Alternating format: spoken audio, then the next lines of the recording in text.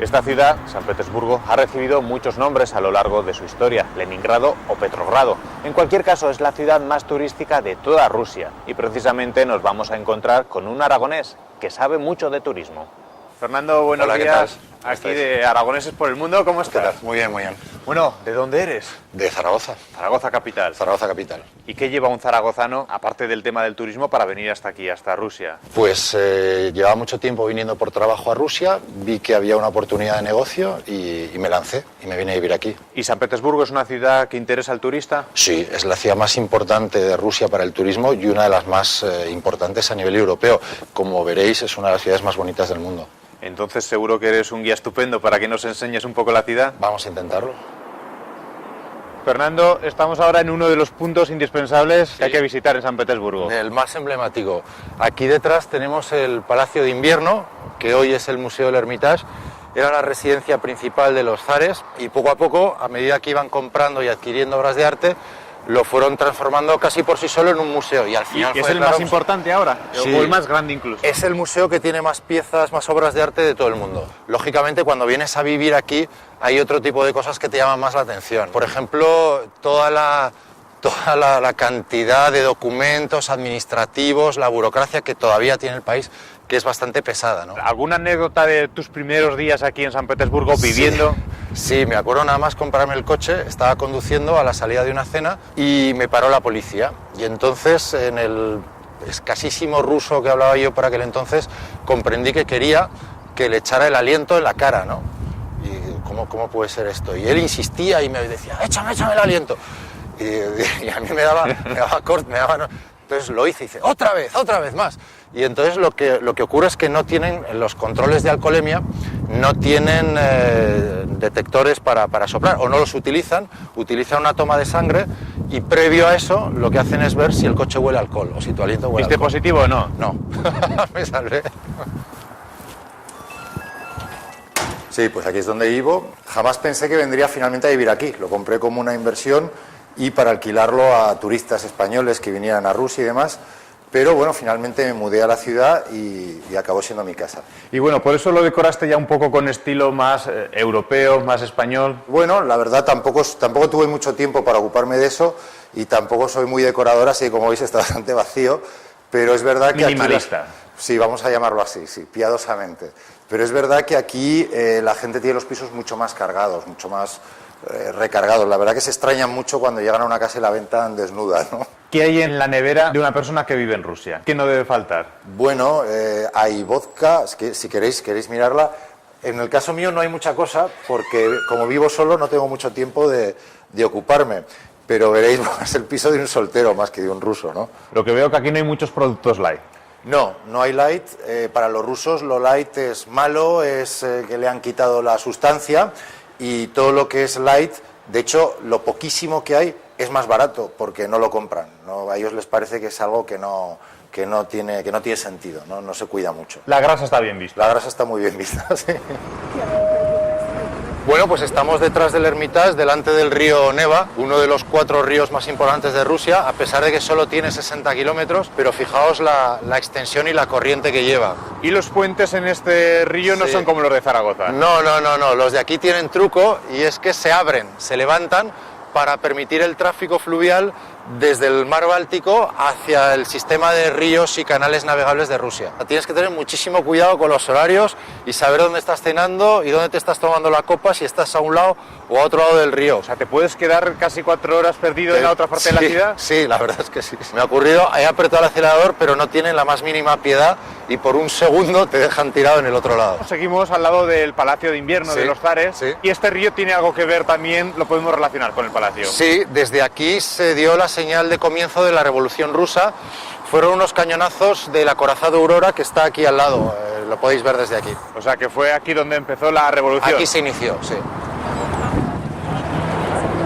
Estamos ahora en la Strelka, que se llama La Flecha, que es el punto más céntrico de la ciudad, donde el río Neva se divide entre sus 2 brazos más importantes, justo antes de llegar al mar. Y aparte del río, los rusos, o más concretamente los de San Petersburgo, tienen pasión por los recursos naturales, por el agua, los bosques. Sí, muy cerca de la ciudad hay un montón de lagos y está todo lleno de bosques, senderos. ¿Animarías a los aragoneses a que conocieran esta zona? Bueno, claro, tanto por la parte cultural de la ciudad como por los recursos naturales que hay en los alrededores. ¿Y de los rusos, tú qué crees que es lo que más les sorprendería de Zaragoza? Lo que más les sorprendería de Zaragoza, yo creo que la gente, ¿no? El calor humano es lo que a los rusos les gusta más de España.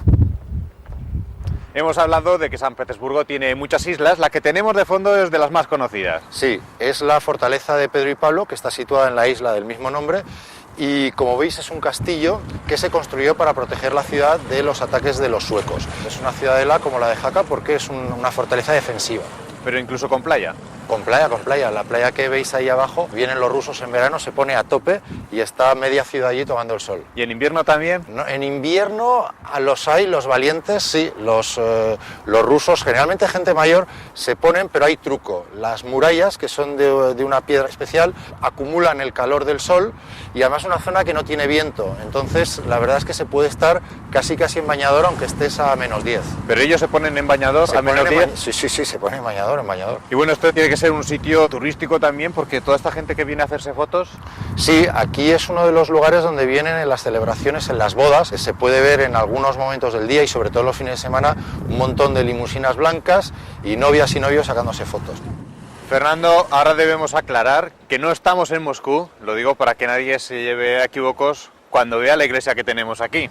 No, estamos en San Petersburgo todavía y aunque la iglesia se parece mucho, no es la de San Basilio de Moscú. Se le parece muchísimo, pero es aquí San Petersburgo. ¿Pero del mismo tiempo o no? No, esta fue construida en el siglo pasado, bueno, en el siglo XIX, y tiene 3 siglos menos que la de Moscú. Se construyó en este sitio porque aquí mataron a un zar, Alejandro II, en un atentado anarquista, y la iglesia se construyó exactamente en el mismo sitio donde cayó muerto. De hecho, se conserva el trozo de adoquinado donde cayó mortalmente herido, que está ahora mismo dentro de la iglesia, y por eso, si os fijáis, la iglesia se ha construido parcialmente encima del canal. Y antes hemos hablado un poco de los zares, y una persona muy importante relacionada con los zares fue Rasputín. Sí, Rasputín era un monje siberiano que tenía mucha influencia sobre la familia del último zar, sobre todo sobre la mujer del zar, porque se supone que tenía poderes mágicos para curar al hijo de ellos, que era hemofílico. Entonces eso provocó muchos celos de la nobleza rusa y decidieron matarlo. Lo invitaron a una cena donde había veneno para matar a 10 caballos, no murió, se lo llevaron al sótano con la excusa de jugar al billar, lo acribillaron a balazos y tiraron el cuerpo a este canal. Cuando encontraron el cuerpo se había ahogado. Es decir, había sobrevivido al veneno, a los balazos, y se había ahogado porque no sabía nadar. Un hombre fuerte. Un hombre fuerte, puro 2 ruso. metros, puro ruso.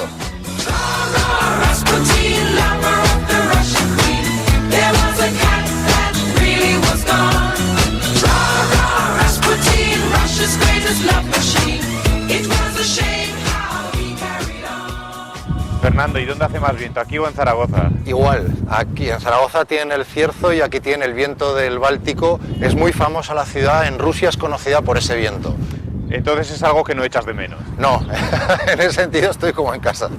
Oye, cuéntame, con todo el tiempo que llevas viviendo aquí, ¿tú cómo ves a los rusos? Bueno, hay mucho contraste, como podéis ver, entre gente que tiene o que ha hecho mucho dinero y gente que sigue viviendo pues como en la época de la Unión Soviética. Y la gente que tiene dinero le gusta exhibirlo, le gusta mostrarlo, le gusta que se vea que... Ostentación. Exactamente, es ostentación, le gusta que se vea que le ha ido bien.